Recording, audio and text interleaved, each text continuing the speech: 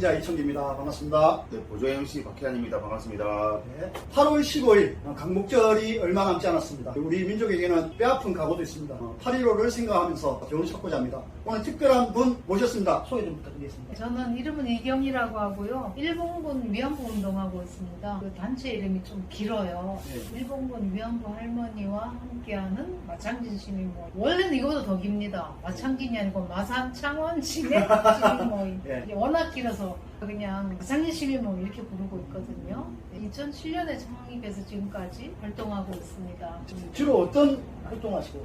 이제 이 활동 내용이 조금씩 바뀌는데요. 초창기에 주로 제일 중요한 일이 그 피해자분들을 지원하는 그분들이 사실 글자도 모르는 분이 참 많았거든요. 그래서 생활 불편한 것도 많고, 병원 가고, 교육 가거나 이런 거 불편한 것도 많았고, 또 심리적인 지원 이런 것들을 위해서 이제 많이 했고요. 그동안 세월이 지나면서 할머니들이 거의 다 돌아가셔서 제가 이제 이렇게 돌봐드리다가 돌아가신 분만 해도 한 10분 그리고 지금 한 분 남았어요. 근데 한 분도 이제 코로나 때문에 할머니한테 접근할 수가 없죠. 할머니들이 연세가 있으면서 거동이 불편해지고 숫자가 줄어들면서 이제 주로 청소년, 청년 교육 많이 있습니다. 그거는 시대적 흐름에 따른 이슈와 맞물리는데요. 일본 정부가 계속해서 위안부 역사를 처음에는 무시하고 부인하고 회피하고 이러다가 회피에서 점점 더 강해져서 자꾸 부정하고 왜곡하다가 이번엔 왜곡이 아니라 아직 부정하고 덮으려고 그렇게 돼서 이 위안부 역사의 진실을 알리는 문제가 굉장히 중요하다. 그리고 이거는 한국과 일본만 해서가 되는 거고 이 국제사회에 알려야 됩니다. 청소년 캠프, 청년 국제포럼 이런 것들을 주로 계속 배우고 있습니다. 그 위안부 관련된 지원과 청소년 사회에 대한 교육 이게 중점적으로 한 15년 하셨다. 오래된 역사 운동에서 그런지 몰라도 사무실이 좀 오래된 것 같기도 하고 또 늦었기도 하고 여러 가지 어려움이 있을 것 같습니다. 초라하고 네. 공색해 보이고 그게 현실입니다. 사실 위안부 문제에 대해서 시민들이 관심은 없고 하는데 사실 위안부 운동을 위해서 또 회비를 내주는 회원 수가 너무 없어요. 그거는 이제 제가 참 부끄러운 문제인데 제가 다른 일 안 하고 그냥 계속 후원회원 모집하러 다니거나 이래야 되는데 위안부 이슈나 할머니들 돌보는 일이 더 우선이었거든요. 네. 그러니까 회원 모집하고 이런 게 제가 잘 못했어요. 그러다 보니까 이렇게 열악하게 상근 직원 한 명도 없이 이렇게 하고 있습니다. 그래서 먼발치에서 저희 사회운동 하시는 분들은 우리 이경희 대표님을 조금 많이 봤는데 이런 고충과 고통이 있다는 얘기를 오늘 새삼스럽게 듣습니다. 이제 이런 말 나왔을 때 한 말씀만 더 예, 드리고 싶고 원하시 하시죠. 이제 이렇게 위안부 캠페인이나 특히 우리가 지난 2013년부터 시작한 그 창원 지역의 소녀산 세우기 예. 이제 정식 명칭은 일본군 위안부 피해자 조형물 건립운동이었거든요. 건립운동을 하러 이제 여러 이제 많이 다녔어요. 거기 건립 기금 모으기 위해서 시민들의 굉장히 많은 분들이 일본군 위안부 문제는 나라에서 해결해야 되는 문제고 나라가 하는 문제 아니까 그러면은 그 단체 운영도 나라에서 운영비하고 인건비 모은 거 다 내주는 거 아이가 다 그렇게 그런 생각하는 편견이 거예요. 있었구나. 예.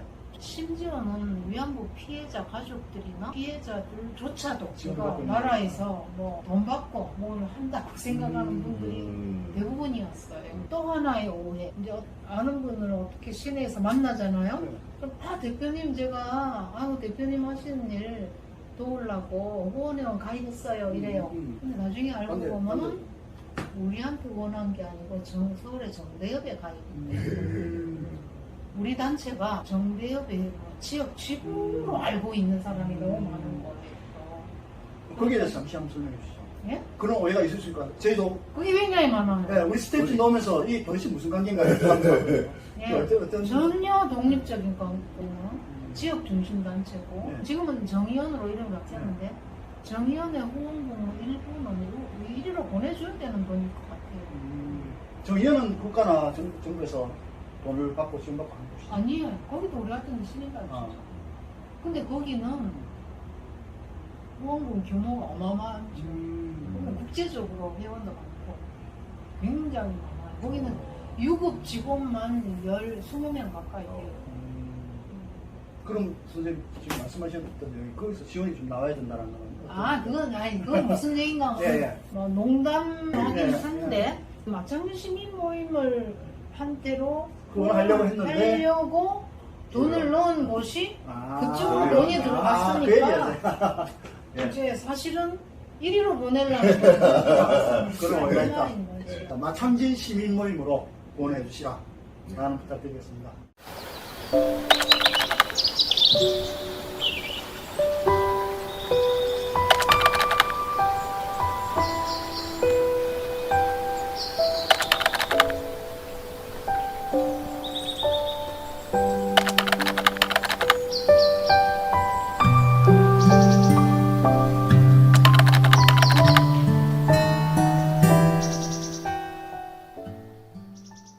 정의원에 대해서 언론에서 많이 이야기가 나오는데 이 사태에 대해서 예. 혹시 어떤 생각하시는지 하고 동의원하고 유명 의원 사건은 정말 마음 아프고 속상한 사건이에요. 이거 완전 악독한 마녀사냥인데요. 이게 일본 정부뿐이 아니라 일본의 수구 세력들은 한국 정부보다 더 싫어하는 사람이 정의연이고 그 정의연에서 아주 활발한 활동을 하는 유명 대표였지요. 그러니까 그 사람들이 유명 대표에 대한 감정도 나쁘고 그 사람들만 그런 게 아니고 한국의 친일 수구 언론들도 계속 그랬거든요. 그때 이용사 할머니의 이제 그런 폭탄 기자석 회전 때문에 그때 수구 언론들이 이제 잘 됐다 하고 완전히 내용을 왜곡하고 확대하고 침소봉대해가지고 계속 마녀사냥식으로 죽이기 나섰죠. 근데 실제로 그 언론들이 오만 그 의혹을 제기했잖아요. 뭐 회계 부정하고 네. 등등등 이런 것들이 문제는 언론의 무책임한 그런 기사에 대해서 책임을 안 져요. 그 사건들이 전부 검찰이 이거 잘못했다. 그 당시 검찰 책임자가 윤석열 지금 대통령이었어요. 그래가지고 이거 잘됐다 이거 죽이자 싶어서 검찰이 막 굉장히 빠른 속도로 큰 칼을 확 빼들어서 막 압수수색하고 안 했습니까? 네. 근데 사실 아무것도 안 나왔어요. 결론적으로 아무것도 안 났어요. 예, 거의 안 나오고 대부분의 사건들이 혐의 없음, 기소할 사건조차 안 됨. 대부분은 그렇게 났고 언론이 무책임하게 사실과 다른 명예훼손했거나 잘못된 기사를 냈다. 라고 해서 언론중재위원회하고 언론 재판하는 데서는 그런 언론들이 정정 보도문을 내거나 공식 사과문을 신문에 싣도록 다 판결이 났어요. 근데 아시다시피 언론에 나면은 사람들 눈에 안 띄는데 구석에 쬐끄맣게 아무나 안 보잖아요. 그러니까 시민들한테는 완전히 정의연과 윤미향 대표가 회계 부정하고 할머니들 이용하고 뭐 이랬다고 오해가 아직도 계속되고 있는 거죠. 근데 이런 마녀사냥에 제일 좋아하고 박수치고 춤출 때가 일본 정부예요. 이건 정말 시민들한테 널리 이 오해를 풀어줘야 되는 문제. 또 다른 아픔의 기억이 있는 저도 있습니다. 왜냐면 네. 옛날 통합진보당 사건하고 똑같죠. 이 언론이 예. 조선일보, 중앙일보, 동아일보 앞장 세워서 마녀사냥해서 결국은 뭐 내란죄는 이번에 하다가 뒤에는 무혐의, 혐의 없음 이렇게 하는데도 똑같이 이렇게 그냥 상으로만 이런 사건이 참 안타깝죠. 예. 아픔이 같이 느껴지는 대목이고요. 저희 또 진보TV 아직은 약한 언론 방송이지만 더욱더 책임감을 느낍니다. 나눔의 집 지금 사건을 보니까 후원급 유기도 이야기가 있고 노인시설 전환에 대해서 이야기들이 많이 있던데 이거에 대해서 좀 설명해 주시면 좀 전에 얘기 나온 정의연 사건하고는 정반대 사건입니다. 이건 정말로 시민들이 분노해야 되고 바로잡아야 되고 시정시키고 해야 될 사건이 나눔의 집인데 언론들이 또 나눔의 집 사건은 거의 보도를 안 해주고 있더라고요. 나눔의 집은 일본군 외환복 피해자들을 거주하는 시설이에요. 조계종 나눔의 집 법인이 있고 무료 노인 요양시설 나눔의 집 이렇게도 돼 있고, 또 이 재단이 운영하는 나눔의 집 위안부 역사관이 또 있어요. 그 나눔의 집에 피해자 할머니들이 거주하고 계시니까 많은 시민들이 할머니들한테 보탬이 된다고 생각하고 후원금을 거기 많이 냈지요. 네. 근데 시민들은 이게 법인하고 뭐 시설하고 따로 있는지를 막 잘 모르잖아요. 그렇죠. 근데 할머니들을 잘 보살피는데 할머니들의 권익을 하고 명예를 회복하는 데 쓰인다고 대부분은 생각하고 있는데, 이게 사실은 시설로 간 게 아니고 법인으로 갔다. 법인에서 그 후원금의 대부분을 어디에 썼나 하면 위안부 피해자 할머니들이 건강이 많이 안 좋고 많이 돌아가셨잖아요. 네. 몇 분 안 남아 계시니까 나중에 유료 노인 요양시설을 짓기 위한 자금으로 땅도 확보하고 따로 돈을 모으고 있었다는 거예요. 그러니까 원래 취지대로 안 쓰인 건 나눔의 집이었던 거죠.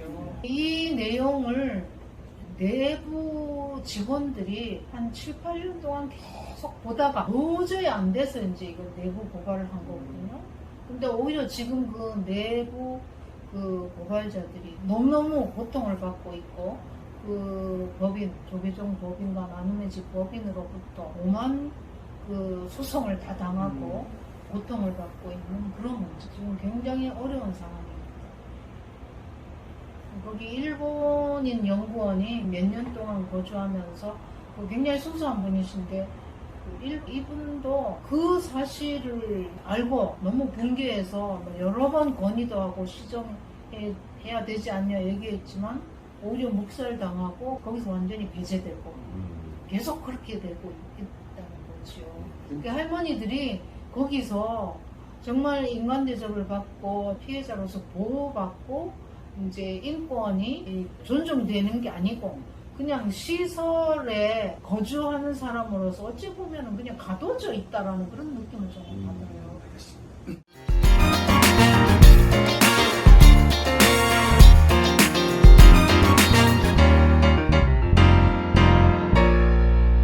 이달 11일에 마침내 시민모임에서 이렇게 위안부 기림을 추모하는 그 일정을 준비하시는 걸로 알고 있습니다. 맞습니다. 이거에 대해서 또 어떻게 준비하시는지랑 이런 방향성 같은 거 한번 말씀해 주시면 좋을 것 같습니다. 아, 예. 우리 이제 마장리 시민 모임 이제 만들고 나서는 위안부 피해자 추모제를 지냈고, 12년에 세계 위안부의 날이 제정되고 나서는 이제 위안부의 날에 위안부 피해자 추모제를 지냈어요. 창원 시민단체가 모두 힘을 합쳐서 항상 이 행사를 준비해 왔어요.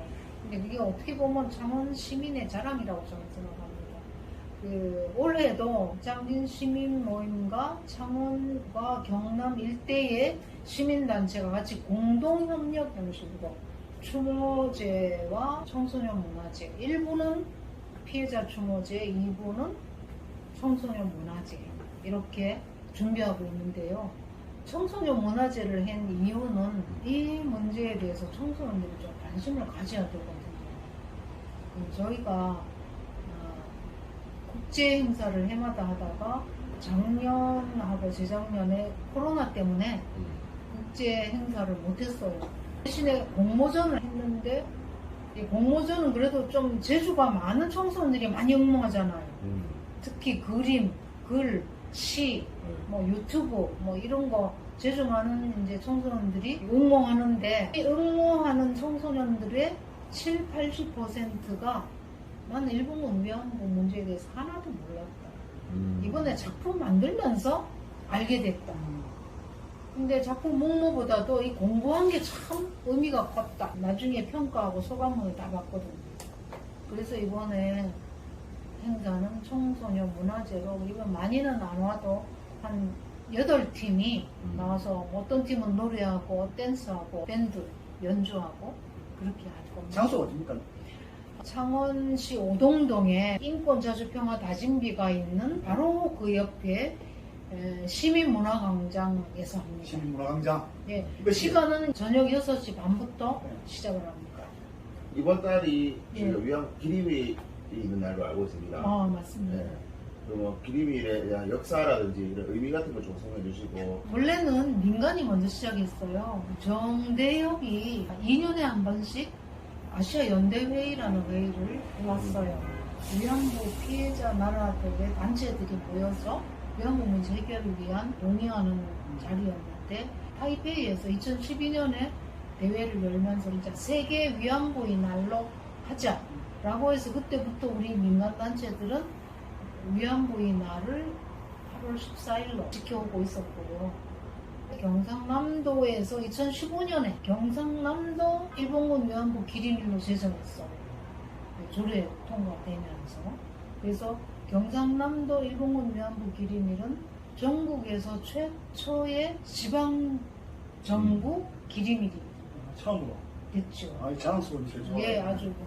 그런데 문제는 경상남도에서 이 날 행사를 제 욕심에는 제가 보기엔 너무 성의 없이 그냥 하는 것 같아서 어떻게 치러집니까? 안타깝습니다. 예? 어떻게 치러져요? 그냥 이런 사실 솔직히 말씀드리면은 담당 부서의 공무원이 이제 이걸 준비해야 되는데 공무원들은 1년에 한 번씩 인사하면 되잖아요. 네. 더 빠를 때는 6개월에 한 번 되잖아요. 담당 공무원이 위안부 기림일고 위안부 내용 자세히 알겠습니다. 그렇죠. 그럼 어찌해야 됩니까?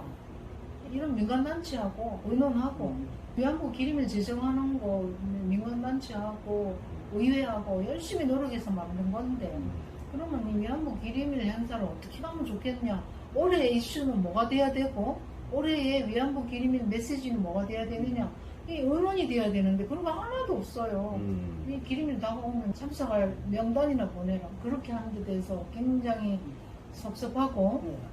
화도 나지만 그래도 우리가 열심히 만들자고 해서 만든 기림일이기 때문에 그래도 한 번도 안 빠지고 제가 참석했고 참석할 때 보면은 어떤 애는 좀 그래도 메시지가 있고 어떤 애는 내용이 그냥 해치우기 식으로 넘어가고 그래서 제가 살짝 뒤에 물어보면 배정 예산도 얼마 안 돼요. 이게 이제 예산이 성이고 예산이 정책이잖아. 그렇게 형식적으로 치르는 데 대해서 제가 이제 듣다 보니까 궁금한 건 이제 아까 내용적인 메시지가 약하다.